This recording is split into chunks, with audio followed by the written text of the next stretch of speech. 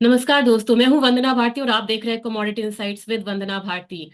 Trump, tariff और treasury, ये तीन चीजें मार्केट को काफी ज्यादा ड्राइव कर रही हैं। यहाँ पे आपने देखा है कि ट्रम्प के आने से पहले ही यहाँ पे उन्होंने टेरिफ पे काफी ज्यादा कमेंट्स करे थे और डेली उनके स्टेटमेंट्स यहाँ पे आ रहे हैं। और खासकर जब यहाँ पे वो मेजोरिटी में आ गए और 20 जनवरी को ओथ सेरेमनी है, इससे पहले ही उनके काफी स्ट्रॉन्ग स्टेटमेंट्स आ रहे हैं। अब इमरजेंसी तक की यहाँ पे बात हो रही है। तो इसकी वजह से हो क्या रहा है, ट्रम्प आए, उन्होंने टैरिफ पे बात करना शुरू किया। इसका यहाँ पे नतीजा क्या हुआ कि यहाँ पे ट्रेजरी में बेतहाशा आप यहाँ पे इजाफा आता हुआ देख रहे हैं। और जो यील्ड है ये यहाँ पे 4.5% से भी यहाँ पे ज्यादा हो चुकी है। लेकिन यही ट्रेजरी की बात अगर किया जाए, अगर चाइना का, तो यहाँ पे मल्टी मंथ्स या मल्टी ईयर लो पे है। यानी कि वहां की ट्रेजरी जो है वो नीचे की तरफ गिर रही है। इतना बड़ा यहाँ पे मिस बैलेंस जो है वो देखा जा रहा है, जिसकी वजह से यहाँ पे कई लोग, यहाँ पे आपने क्वेश्चन करा था कि 84,000 तक आपने सिल्वर बोला था, वो आया नहीं। इस माहौल में, इस बढ़ते अनसर्टेनिटी में, जहां ट्रम्प अपने आप में काफी हैं, वहां पे आप ये नहीं कह सकते कि गोल्ड में बहुत ज्यादा यहाँ पे फॉल आ जाएगा, क्योंकि ट्रेजरी यील्ड भी यहाँ पे बढ़ती जा रही है। और मुझे लग रहा है यहाँ पे कि ट्रेजरी यील्ड बिल्कुल ऊपर की तरफ ही यहाँ पे रहेगा और शायद में चाइना में गिरेगा। इसके बाद अगर आप यहाँ पे डेटा पे अगर ध्यान देते हैं, तो पूरे ईयर ऑन ईयर बेसिस पे चाइना ने यहाँ पे पॉजिटिव प्रोक्योरमेंट किया है। आफ्टर 2023 उसने सिल्वर के प्रोक्योरमेंट को भी यहाँ पे बढ़ाया है, और उनका जो वॉल्ट होता है, वेयर हाउसेस, वहां पे गोल्ड और सिल्वर की काफी डिलीवरी जो है वो छूटी है। इसका मतलब क्या हुआ कि लोग डिलीवरी ले रहे हैं, यानी कि उस गोल्ड और सिल्वर की डिमांड है यहाँ पे। तो बहुत ज्यादा फॉल अभी भी मुझे एक्सपेक्टेड है कि 85,000 आएगा। मैं यहाँ पे कह रही हूँ कि 75,000 के करीब एक बार आपको 25 में दिखाएगा गोल्ड। लेकिन टाइमिंग्स बहुत इंपॉर्टेंट होती है, और मैं नहीं चाहती कि अगर मैंने एक बार आपको 74,000 बोल दिया तो आप वहां पे स्टिक होके रहिए और आगे फिर आप कोई पोजीशन ही नहीं लीजिए।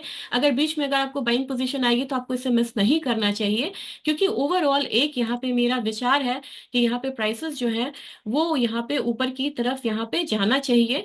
और सीधा सीधा मैं आपको अगर न्यूज की तरफ ले जाऊं, तो यहाँ पे अब आप बोलेंगे कि कल ट्रेजरी में फिर से उछाल देखा गया और यहाँ पे उछाल देखा गया डॉलर इंडेक्स में फिर से, जिसकी वजह से हम लोगों ने पॉज आता हुआ देखा था गोल्ड और सिल्वर में। हालांकि ये पॉजिटिव ही यहाँ पे बंद हुए थे। और न्यूज यहाँ पे है कि ट्रम्प को declare a national economic emergency to legally justify his plans to impose universal trade tariffs. उन्होंने ब्रिक्स को भी नहीं छोड़ा है, इंक्लूडिंग इंडिया। तो वो बहुत एग्रेसिव है। 25% तो वो कनाडा और मेक्सिको के लिए बोल ही रहे हैं, 10% एडिशनल बोल रहे हैं चाइना के लिए। अगर वो इसमें आते ही अग्रेसिवली जाते हैं तो फिर यहाँ पे मामला कुछ और हो सकता है। दूसरी चीज इसके बाद ये हुई कि कल एफओएमसी मिनट्स थी, मैंने बोला था ये बहुत ध्यान से देखना होता है। उन्होंने एक कंसर्न यहाँ पे दिखाया है, और वो था कि इन्फ्लेशन काफी ज्यादा हायर साइड यहाँ पे है, और उनको अब यहाँ पे इंटरेस्ट रेट कट करने में थोड़ी सी दिक्कत आ सकती है। तो मेरे ख्याल से यहाँ पे जिस तरीके का मूवमेंट बन रहा है वो थोड़ा सा अब यहाँ पे डाइसी होता हुआ नजर आ रहा है। और यहाँ पे फेड का जो प्लान है, अब ये थोड़ा सा स्लोअर हो सकता है, क्योंकि इन्फ्लेशन यहाँ पे हायर साइड की तरफ जा रहा है। अब लगे हाथ यहाँ पे न्यूज की बात चल रही है, तो हम यहाँ पे बात कर लेते हैं इन्वेंट्रीज की। इन्वेंट्रीज में ऑयल प्राइसेस में मैंने आपको बोला था कि 6420 6500 एक जोन है, वहां पे कभी भी रेजिस्टेंस फेस कर सकती है ये कमोडिटी। और वही यहाँ पे हुआ है, क्योंकि एपीआई ने जो दिखाया था कि इन्वेंट्री में ड्रॉप डाउन है, लेकिन यहाँ पे कल जो डेटा आया उसमें इन्वेंट्री जो है वहां पे बिल्डअप हुआ है, जिसकी वजह से प्राइसेस जो है वो थोड़ा सा डाउनसाइड की तरफ गया है। और 1% का फॉल यहाँ पे वेंसडे पे आप आता हुआ देख रहे हो, और इनफैक्ट डॉलर का भी असर काफी ज्यादा आया है। और एक चीज मैं बार बार आपसे बोलती हूँ कि यूएस क्रूड इन्वेंट्रीज के साथ गैसोलीन को देखिए। गैसोलीन काफी ज्यादा बढ़ा है, जिसकी वजह से भी यहाँ पे एक इम्पैक्ट जो है प्राइसेस पे आता हुआ दिखा है। तो क्रूड की इन्वेंट्री आती है, गैसोलीन आती है, और डिस्टिलेट आता है। इनफैक्ट डिस्टिलेट का भी जो स्टॉक प्राइस है ये यहाँ पे 6.1 मिलियन बैरल से बढ़ा है। तो जैसे जैसे आप स्टडी ज्यादा करते चले जाएंगे, वैसे वैसे आपको फर्क पड़ता चला जाएगा आपकी ट्रेडिंग स्ट्रैटेजीज में। लेकिन क्रूड की इन्वेंट्री जो है वो गिरी है।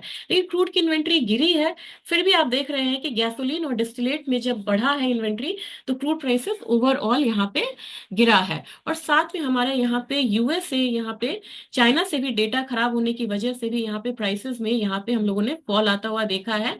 China inflation reads muted for December, काफी इंपॉर्टेंट होता है, क्योंकि इन्फ्लेशन एक तरीके से कभी ये पॉजिटिव भी होता है क्योंकि आपकी इकोनॉमी की हलचल को ये बताता है। और इन्फ्लेशन यहाँ पे श्रैंक हुआ है 27 कंजिक्यूटिव मंथ, यानी कि 2 साल से ज्यादा से यहाँ पे इन्फ्लेशन श्रैंक हो रहा है। और इसकी वजह से क्या है कि हम डिसइन्फ्लेशनरी ट्रेंड देख रहे हैं, या हम डिफ्लेशन की बात भी चाइना में कर रहे हैं। अब तो ये हो गई, अब बात हो गई। ट्रिगर्स देख लेते हैं आज क्या क्या यहाँ पे है। एफएमसी मिनट्स का है आज यहाँ पे, वो ऑलरेडी आ चुका है। इनिशियल जॉबलेस क्लेम है, कम लोग यहाँ पे आएंगे। और एक क्वेरीज यहाँ पे आई थी कि आपने नॉन फार्म पेरोल के बारे में नहीं बोला।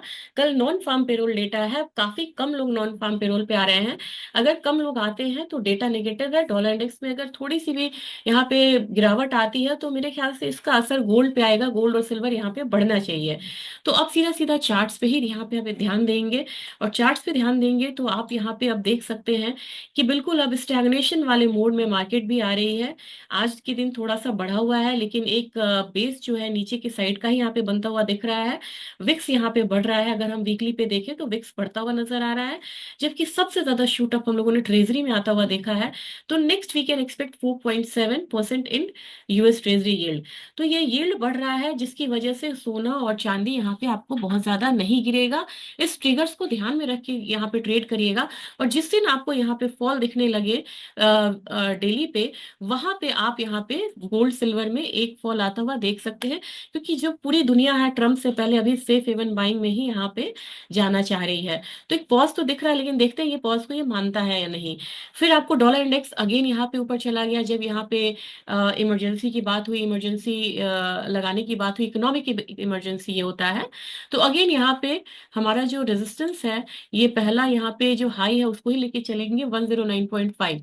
तो 109.5 से क्रॉस करें तब नेक्स्ट अपसाइड मांग लेंगे। अब आते हैं यहाँ पे डॉलर गोल्ड पे आते हैं। गोल्ड में आज स्प्रेड कम हो रहा है, $3 से ऊपर गिरावट है स्पॉट गोल्ड में।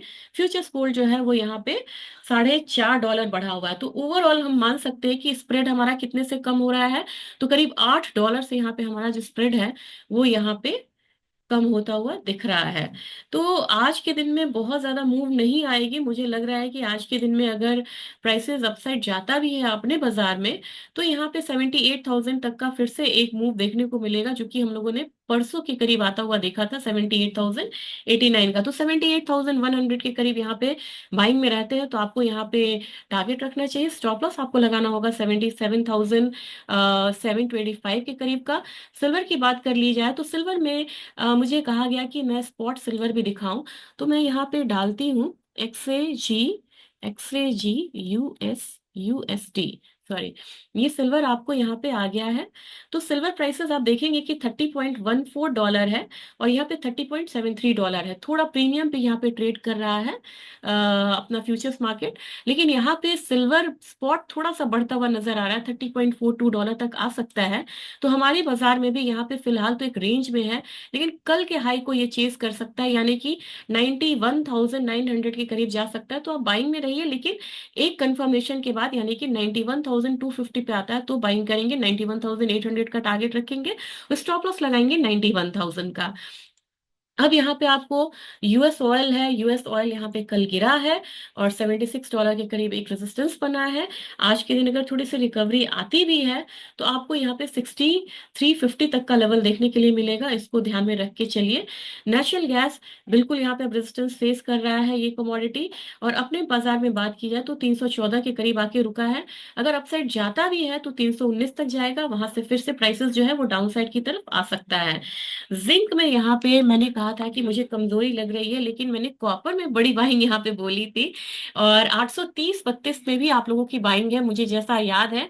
तो उस बाइंग के लिए आप निकलने के लिए तैयार रहिए। मुझे लग रहा है कि कॉपर में भी एक अपसाइड देखने को यहाँ पे मिलेगा। 828 तक मुझे प्राइसेस जो है वो अपसाइड की तरफ है, तो उसको मान के चलिए कि 828 से लेके 830 तक का टारगेट रखेंगे, स्टॉप लॉस लगेंगे 823 के करीब का।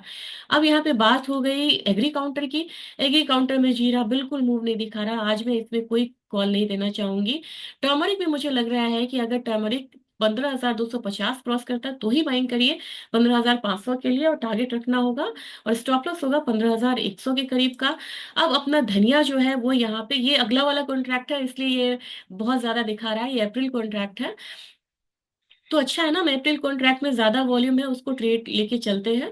और यहाँ पे मुझे लग रहा है कि आज थोड़ी सी शांति रहेगी, इससे बढ़िया है कि आप यहाँ पे ग्वार में ट्रेड करिए। ग्वार में मुझे लग रहा है कि 5400 पे भी अगर हम बाइंग करते हैं तो यहाँ पे 5460 का टारगेट रखिए, 5375 का स्टॉप लॉस होगा। और ग्वार गम में भी मुझे लग रहा है कि अभी अभी बाय करना सही नहीं है, कल के हाई से ऊपर यहाँ पे बाय करिए।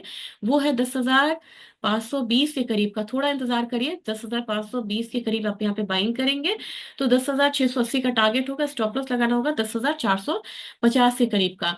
कोकोड में बहुत ज्यादा मूवमेंट नहीं है अभी फिलहाल, लेकिन जाने से पहले एक बार अपना आईएनआर देखिए, जिसकी वजह से आपका गोल्ड बहुत ज्यादा नहीं गिर रहा है, बड़ी तेजी से ये 86 के करीब आ रहा है। लेकिन बहुत ज्यादा हताश होने की जरूरत नहीं है। आपकी इकोनॉमी के इन लाइन यहाँ पे अपना आईएनआर डेप्रिशिएट हो रहा है।